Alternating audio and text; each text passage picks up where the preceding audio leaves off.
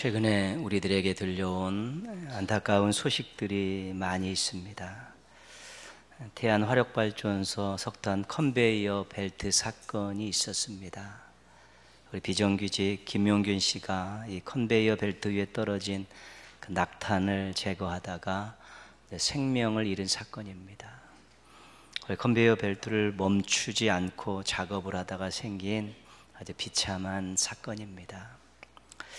부산 해운대에서 있었던 음주운전 사건도 있습니다. 휴가 나왔던 윤창호 씨가 만취된 운전자가 몰 BMW 차에 치여서 사경을 헤매다가 결국 죽음을 맞이했습니다. 무분별한 사람이 객기를 부리다가 만들어낸 충격적인 그런 사건입니다. 더 안타까운 소식은 강릉 펜션 사건입니다. 우리 수능을 마친 고3 남학생 10명이 펜션에서 자다가 가스 누출로 3명이 죽고 7명이 치료 중에 있는 그런 일입니다. 가스 안전점검과 시설점검의 허술함 때문에 일어난 그런 안타까운 사건입니다. 이런 일들을 볼 때 우리 시대가 사람들의 생명을 그렇게 존중하지 않고 있다라는 생각을 갖게 합니다. 생명을 귀하게 여기는 풍토가 아니라는 것입니다. 개인들의 생각과 행동들을 보아도 그렇고 시설들의 상태를 보아도 그렇고 우리 지도자들과 경영자들이 가지고 있는 그런 생각들을 보아도 농후합니다. 사람들에게는 관심이 없고 자기들의 위상에만 관심이 있습니다. 생명에는 관심이 없고 이익에만 관심이 쏠려 있습니다. 예수님께서 마태복음 17장 26절에서 이렇게 말씀하셨습니다. 사람이 만일 온 천하를 얻고도 제 목숨을 잃으면 무엇이 유익하리요? 사람이 무엇을 주고 제 목숨을 바꾸겠느냐? 천하보다 귀한 것이 생명이라는 것입니다. 사람의 생명은 그 무엇과도 바꿀 수 없다는 것입니다. 우리가 사용하는 신앙의 용어들이 있습니다. 지으셨다, 만드셨다, 창조하셨다. 이런 말씀들을 사람들에게 적용하면 생명의 주인이 하나님이시라는 것입니다. 지키시고 인도하시고 구원하신다. 우리가 자주 사용하는 그런 용어들인데요. 이런 표현들은 생명이 귀하기 때문에 하나님께서 거기에 간섭하시고 도우시고 구원하신다는, 살리신다는 그런 내용을 담고 있는 것입니다. 생명을 존중하는 것은 신앙의 중요한 내용입니다. 생명의 가치를 높이는 것은 신앙의 아름다운 모습입니다. 생명을 살리는 일은 신앙의 당연한 사명입니다.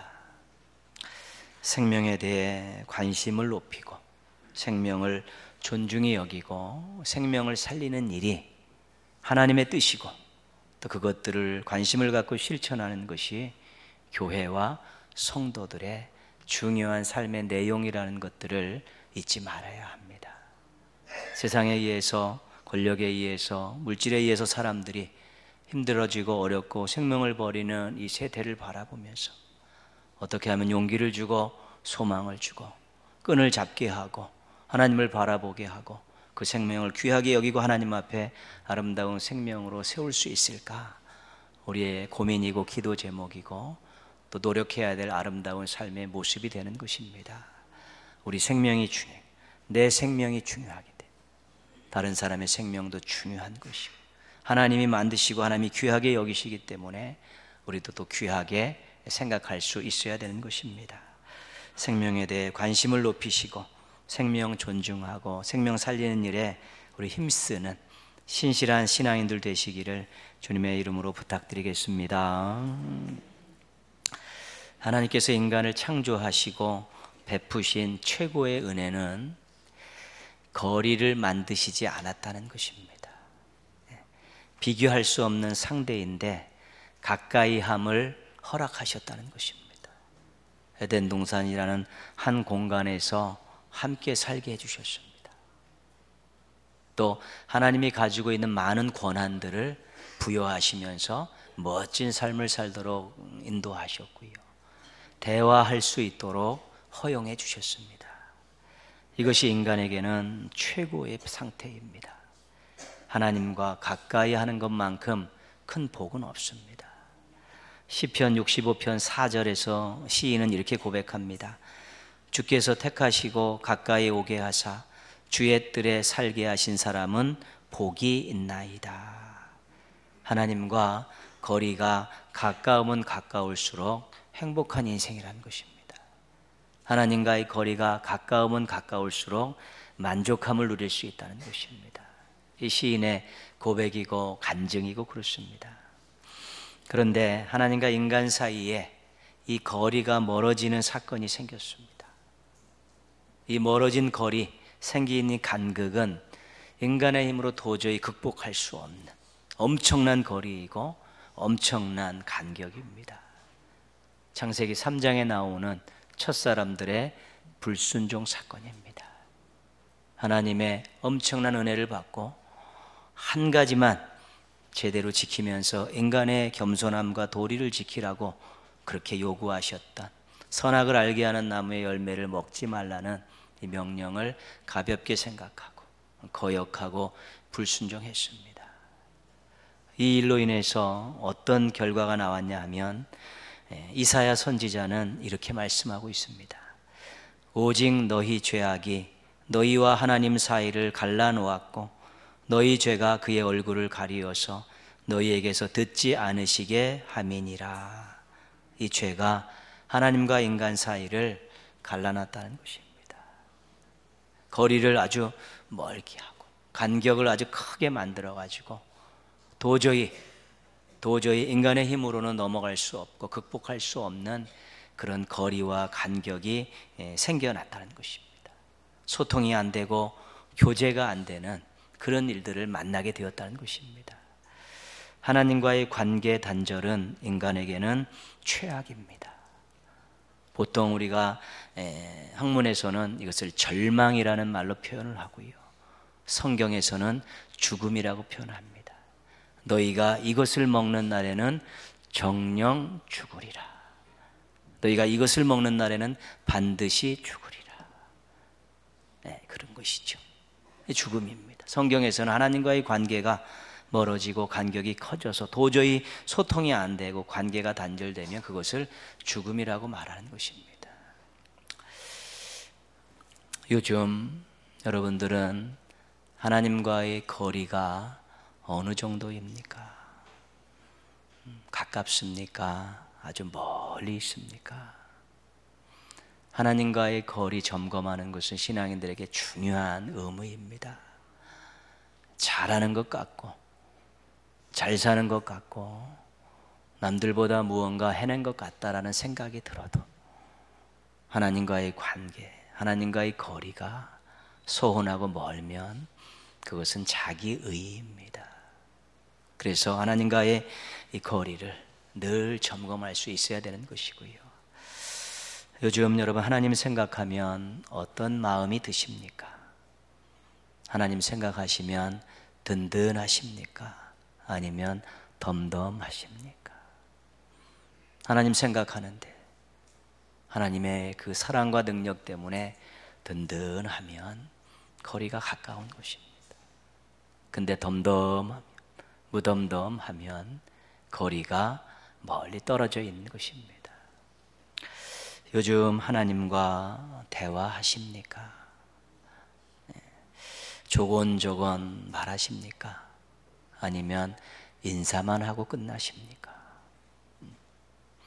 하나님과의 대화가 깊어지면 깊어질수록 대화 자체가 가까이서 하는 것 아니겠습니까?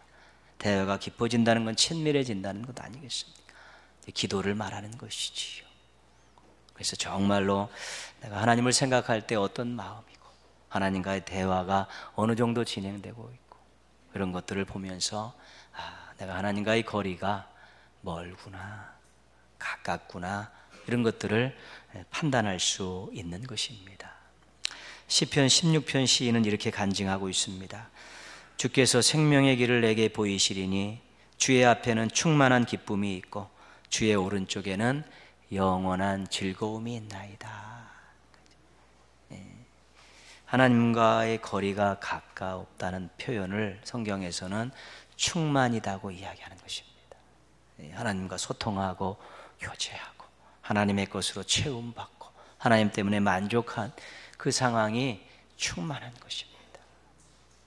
그리고 하나님과의 거리가 가깝다는 증거가 기쁨과 즐거움입니다. 우리 하나님이 주신 세상이 줄 수 없는 그 기쁨과 즐거움이 늘 솟아나는 것이지요. 그래서 어떻게 하면 하나님께 가까이 할까? 어떻게 하면 하나님과의 거리를 좁히고 어떻게 하면 하나님과 소통하고 어떻게 하면 하나님과의 교제가 관계가 깊어질 수 있을까? 이런 부분들에 대해서 우리가 관심을 많이 가져야 되고요. 특별히 연말연시 때는 정말 막 정신없이 분주하게 살아가면서 이런 것들을 점검하지 못하면 새해를 그냥 아무런 준비 없이 맞게 되는 것입니다. 예산도 짜고 계획도 짜고 이런 것들이 새로운 해를 맞이하는 준비의 작은 부분일 수는 있지만 내가 새해를 맞이하면서 연말에 하나님과의 거리를 점검하고 하나님과의 거리를 가깝게 소통이 이루어지고 관계가 깊어지게 그런 것들을 준비해서 새해를 맞아야지 출발부터 힘차게 나아갈 수 있기 때문에 그렇습니다. 하나님과의 거리 유지에 각별히 신경 쓰셔서 충만하시고 또 기쁘고 즐겁게 사시기를 주님의 이름으로 축복합니다. 아멘. 구약의 레위기는 복음입니다. 왜 복음이냐면 하나님과 인간 사이의 거리를 좁혀주는 책이기 때문에 그렇습니다. 하나님과 인간 사이에 벌어진 간극을 연결해주는 책이기 때문에 레위기는 복음입니다. 특별히 레위기의 앞부분은 제사의 내용이 담겨져 있습니다. 그리고 뒷부분은 정결한 삶에 대한 내용들이 담겨져 있습니다. 제사는 무엇입니까? 하나님과의 관계가 멀어졌는데 제사를 통해서 하나님과의 관계를 회복하는 것입니다. 하나님과의 간극이 생겨났는데 제사를 통해 그 간극을 메울 수 있는 것이 중요합니다. 정결한 삶은 삶 속에서 정말 하나님이 원하시는 그런 삶의 모습들을 따라 살다 보면 우리 하나님이 가까이 오셔서 도와주시고 역사하신 것들을 경험하기 때문에 레위기에 나와 있는 제사와 정결한 삶은 하나님과 죄인인 인간들의 거리를 좁혀주고 간극을 메워주고 소통하게 하고 교제를 깊게 하는데 아주 중요한 역할을 감당하기 때문에 레위기의 내용이 복음이 될 수 있는 것입니다. 그런데 이 구약의 제사는 한 가지 아쉬움이 있는데 그건 뭐냐면 불편하다는 것입니다. 왜 불편하냐면 그 제사를 준비하는 절차가 까다롭고 제사를 드리는 그 과정도 아주 복잡합니다. 아주 불편하고 또 한 가지는 반복적으로 드려야 됩니다. 매년 드려야 될 것들이 있고 또 죄를 질 때마다 드릴 것도 있고 어떤 일이 있을 때마다 드리는 이 반복적이라는 것입니다. 그래서 까다롭고 반복적으로 드리기 때문에 인간에게는 굉장히 불편합니다. 근데 구약의 사람들은 불편해도 감수했습니다. 왜요? 하나님과의 거리를 좁혀야 되고 또 하나님과 가까이 해야 되는 방법이 그 방법밖에 없기 때문에 그들은 그렇게 순종하면서 하나님의 은혜 가운데 거할 수 있었던 것입니다. 25절 말씀 보시면요. 25절 말씀 보시면 대제사장이 해마다 다른 것의 피로써 성소에 들어가는 것 같이 자주 자기를 드리려고 아니하실지니 구약의 제사를 표현하는 두 가지 단어를 꼭 기억하셔야 됩니다. 하나는 해마다 또 하나는 자주. 구약의 제사는 대제사장은 1년에 한 번 모든 백성들의 죄를 가지고 대속죄일에 들어가서 매년 한 번씩 해마다 드려야 되는 것입니다.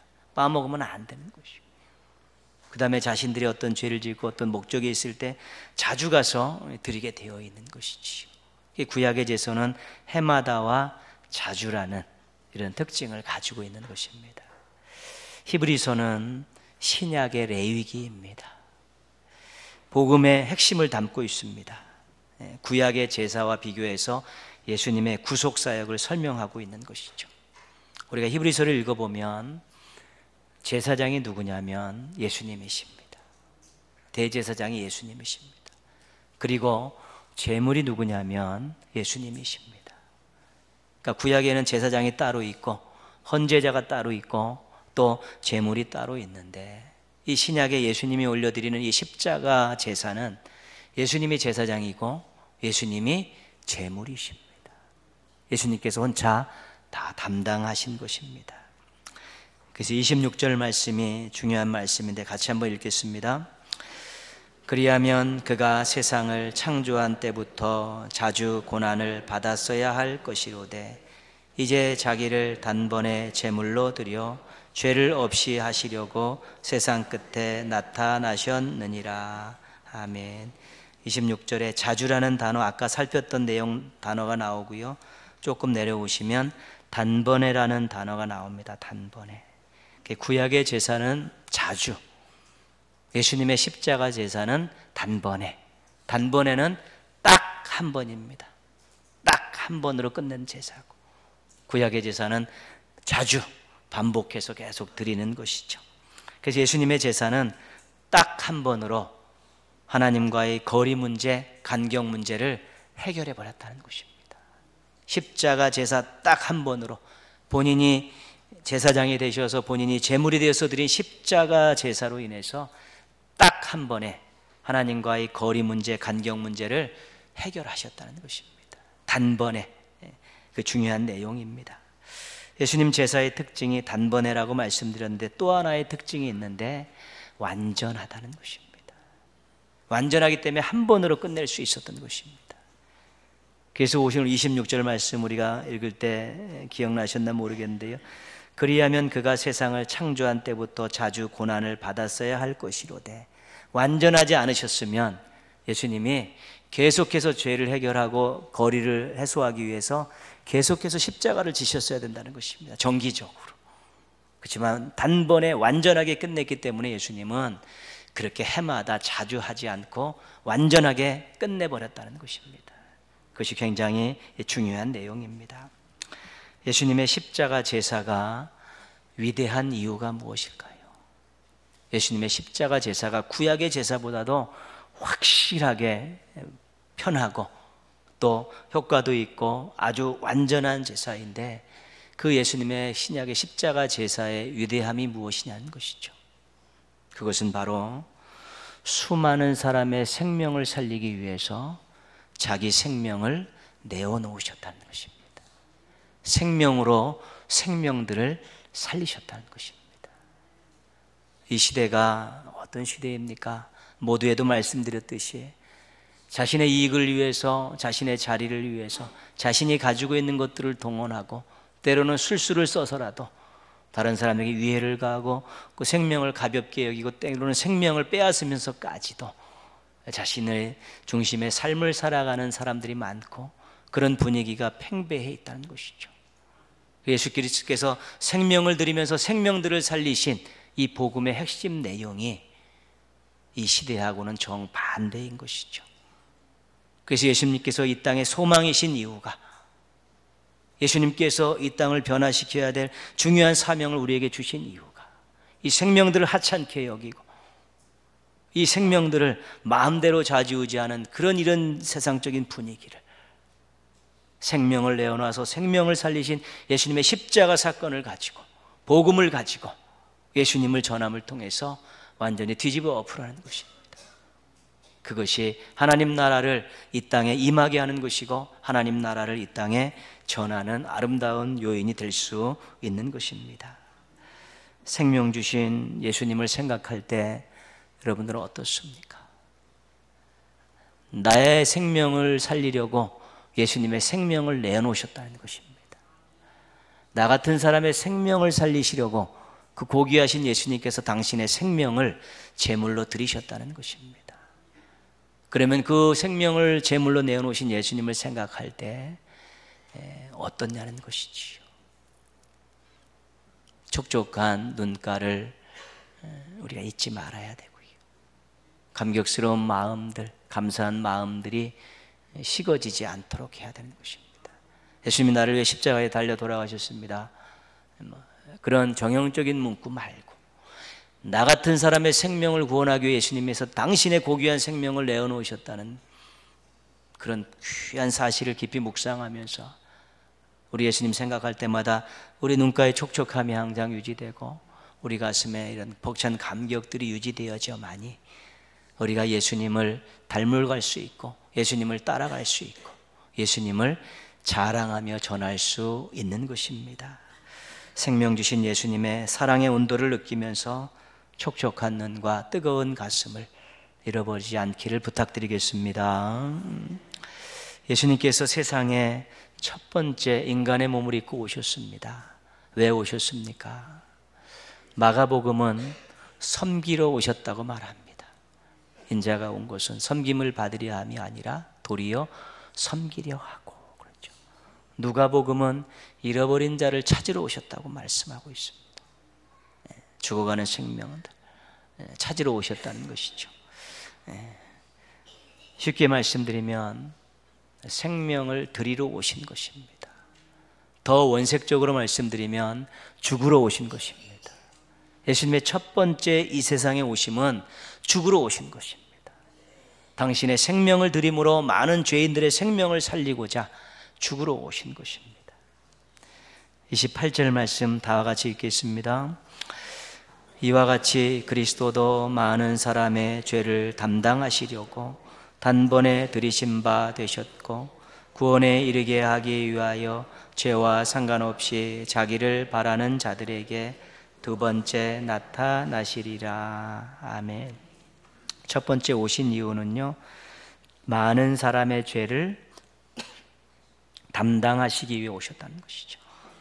그래서 어떻게 하셨냐면 단번에 생명을 들이셨다는 것이죠. 첫 번째 인간의 몸을 입고 오실 때는 많은 사람의 죄를 담당하러 오셨죠.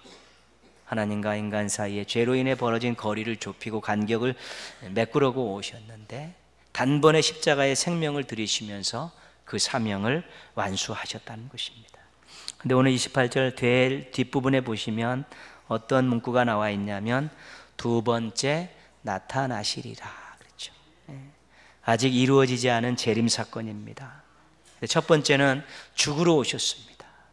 하나님과 인간의 거리를 좁히고 간격을 메우러 오셨죠. 그래서 인간이 그 예수 그리스도를 믿고 구원받았다는 확신을 가지고 사는 것 아니겠습니까? 근데 예수님께서 두 번째 오실 때는 이제 그 구원이 완성되고 그 구원을 우리들에게 선물로 안겨주신다는 것입니다.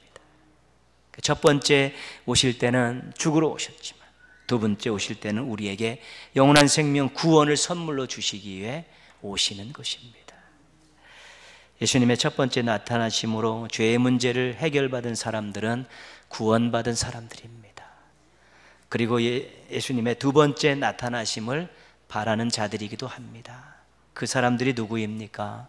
바로 저와 여러분들입니다.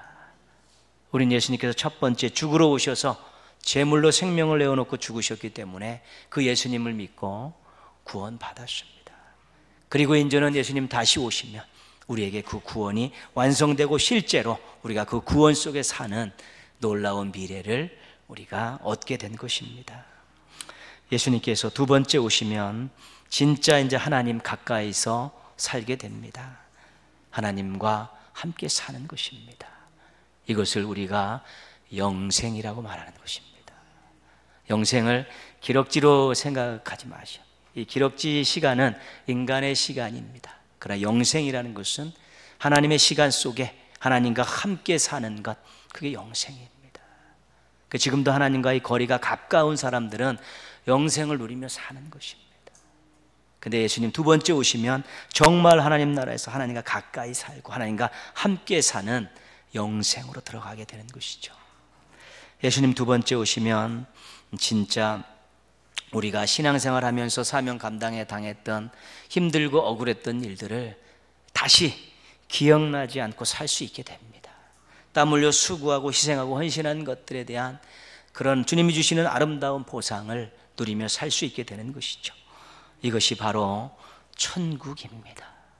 천국이 몇백 평 아파트에 금은보상으로 두르고 먹고 싶은 거 마음껏 먹고 사는 그런 개념이 아니라, 정말 하나님과 함께 했는데 하나님께서 신앙을 위해, 사명을 위해 당했던 그 모진 고통과 억울함들이 생각나지 않을 정도의 엄청난 환경을 우리에게 만들어 주시고, 수고하고 희생하고 헌신한 것들에 대한 그런 것들 내가 잘 살았구나라고 그렇게 생각하며 살 수 있는 그런 환경들로 우리를 인도하시는데, 그 중심에 해와 달이 필요 없이 예수 그리스도 하나님께서 계신 그곳이 바로 천국이 되는 것입니다. 예수님의 첫 번째 오심은 우리들이 태어나기 전에 있었던 사건입니다. 그런데 우리가 큰 혜택을 보았습니다. 하나님과의 거리 문제가 예수님을 믿음으로 해결되었기 때문입니다. 과거에 일어났던 사건이 오늘 우리들에게 혜택이 된다면 얼마나 기쁜 일입니까? 내가 노력하지 않았는데요, 내가 수고하지 않았는데 과거의 그 사건이 하나님과의 거리를 좁히는 그런 엄청난 혜택을 보았기 때문에 감사한 일이죠. 예수님 두 번째 오심은 우리들의 생전에 있거나 아니면 사후에 있을 것입니다. 그런데 우리는 큰 수혜자입니다. 예수님이 오시는 것을 우리가 믿고 있기 때문에, 때는 모르지만 반드시 오실 것을 알고 있기 때문에 우리는 이 땅을 살면서 인내할 수 있는 것입니다. 소망을 가질 수 있는 것입니다. 그 예수님의 두 번째 오심이 반드시 오신다는 믿음을 갖고 있으면 그 오심 때문에 억울한 일을 당하고 힘든 일을 당해도 인내할 수 있고요, 때로는 형편이 펴지 않아도 여러 가지 불편함이 있어도 소망을 가질 수 있는 것입니다. 예수님 오시면 영생의 속으로 들어가고 전국 삶이 시작되기 때문에 이 땅에서의 짧은 시간에 그런 것들을 얼마든지 이겨낼 수 있기 때문에 그렇습니다.